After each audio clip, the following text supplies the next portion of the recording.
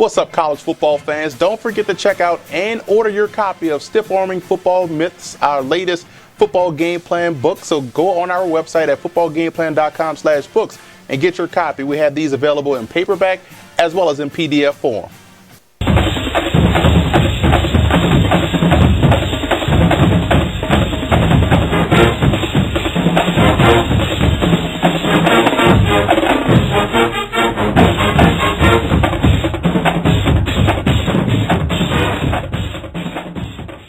For Notre Dame in this ball game, they're going to have to win on the perimeter on both sides of the ball. Guys, on the defensive side, those cornerbacks will have to make plays in space versus those talented receivers. And on the offensive side, guys in space have to be able to make one miss and make big plays versus the secondary of Notre Dame. So they're going to have to win on the perimeter if they want to have a chance. And they're going to have to get physical versus those nose wide receivers. That's one way you can neutralize speed, get physical, throw off the timing, and allows those exotic blitzes to get back there to Jameis Winston. And you have to stay active at the line of scrimmage. If you can't get back there to put Jameis Winston on the ground, get your hands up in the air. He tends to flatline a lot of his passes. That way you can get those tip balls that could result into interceptions.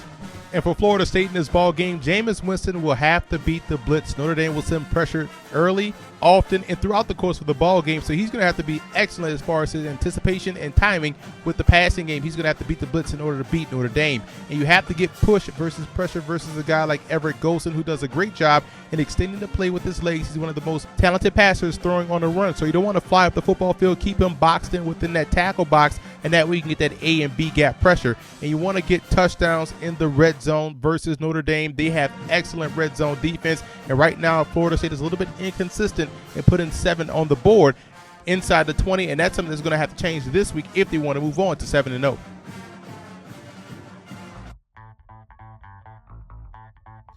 This week versus Florida State, the Notre Dame Fighting Irish will have to do an excellent job in the red zone. You have to put 7s on the board versus a team like the Seminoles. I'm going to show you how they can do that with the simple turn route concept versus Florida State's defense. Show you what we have drawn up here.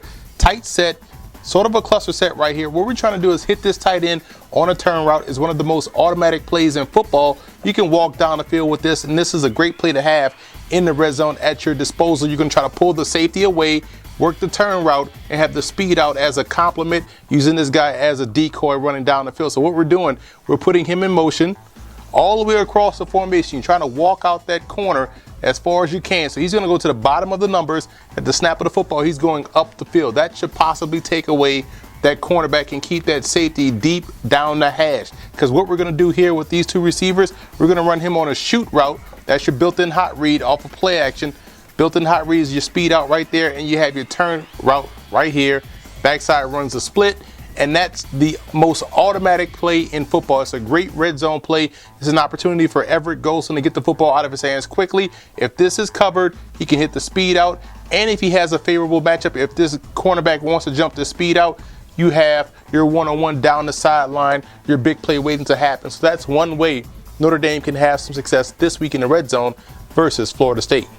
The Florida State Seminoles can have some success this week throwing the football versus the Notre Dame Fighting Irish. I'm going to show you how they can get creative with their personnel, putting Nick O'Leary, their tight end, in the backfield while trying to get a one-on-one situation on the outside with one of their receivers. Show you what I'm talking about here. What we have here, you see we have Nick O'Leary in the backfield. We're going to run this off of play action, and obviously you want to run this play prior to running this pass play, because again, that way you have the defense where you right where you want them. You want them to think run, but really it's going to be play action pass. And what we're doing here, faking the handoff. Jameis Winston sets up outside of the outside leg of the guard, right there where he's well protected. And on the backside, what we're running a split route. And what we're trying to do with the split or divide route, we're trying to split the safety and the corner, shooting him right on that angle, trying to keep these guys away from the action because we're coming front side with this pass play. What we're doing here, we're going to run this guy up, fake to the post.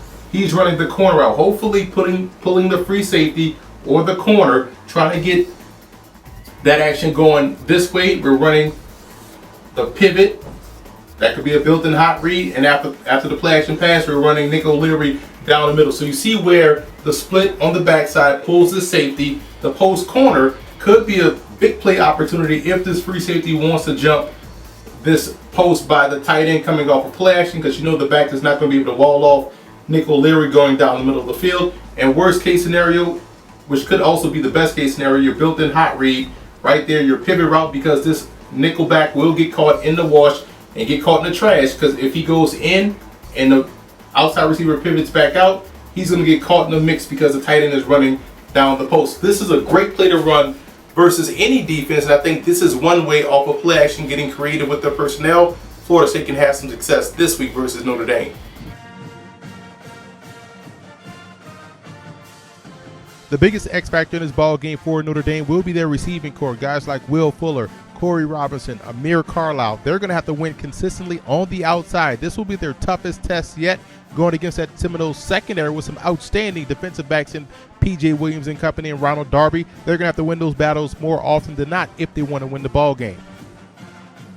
And the biggest X factor in this football game for Florida State will be their defensive line. This is not your father's, your cousin's, your brother's defense in front of Florida State. Right now, they're struggling to get back there to the quarterback, and if they can't disrupt the timing of the passing game with Everett Golson, or they can't put him on the ground or even get back there to be disruptive, it's going to be a long day for Florida State in that defense.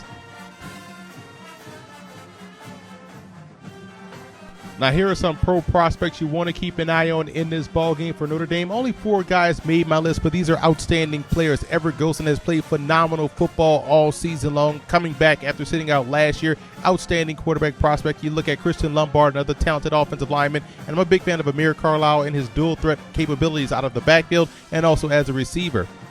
And Florida State is always stockpiled with talent, but you look at their quarterback, Jameis Winston, the reigning Heisman Trophy winner. I think this may be his last year out there in Tallahassee, but he's a tremendous talent. And their offensive line, while they're not playing up to speed, they do have great pro potential. And we look at the defensive side, Mario Edwards Jr., P.J. Williams, a key part of that star-studded secondary along with Ronald Darby, who didn't make the list, but he's definitely a guy you want to keep an eye on in this ball game. And I'm also a big fan of 2 underrated players, Rashad Green and Nick O'Leary, 2 guys that can play a long time at the next level.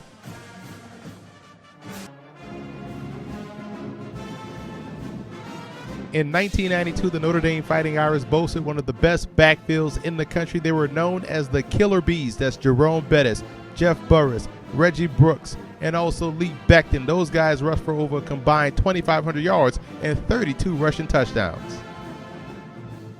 Ampley was a multifaceted weapon from Florida State from 1989 to 1991. This was a guy that amassed over 3,000 all-purpose yards in his career with 38 total touchdowns. 30 touchdowns came via the ground. This is a guy that averaged 5.2 yards a carry and had some of the sickest moves you'd ever see coming from a running back.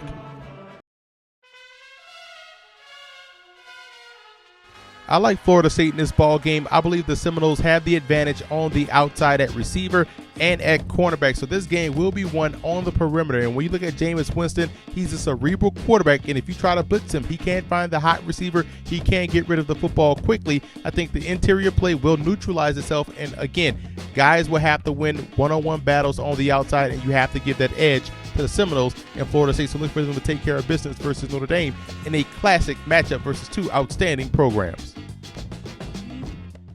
And also, don't forget to check out every Tuesday night, 8 p.m. Eastern Time, College Football Now on our Football Game Plan Radio Network, located at blogtalkradio.com/footballgameplan.